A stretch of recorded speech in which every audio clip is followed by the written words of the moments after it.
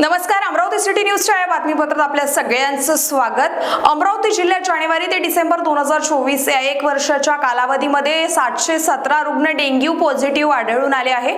त्याचबरोबर चिकनगुनिया 358 तर मलेरिया 42 रुग्णांची नोंद जिल्हा हिवताप विभागाने केली आहे। जिल्ह्यातील वातावरण बदलाचा परिणाम हा आजार वाढीसाठी कारणीभूत ठरला। यामध्ये सर्दी, खोकला, तापाचे अनेक रुग्ण शासकीय रुग्णालयात उपचारासाठी येत होते।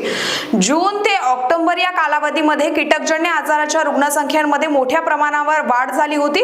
तर महापालिका क्षेत्रात रुग्णांचे वाढते प्रमाण लक्षात घेता आरोग्य विभागाला उपाययोजना राबवण्याच्या अनुषंगाने विविध सामाजिक तसेच राजकीय संघटनांच्या वतीने निवेदनही देण्यात आले होते।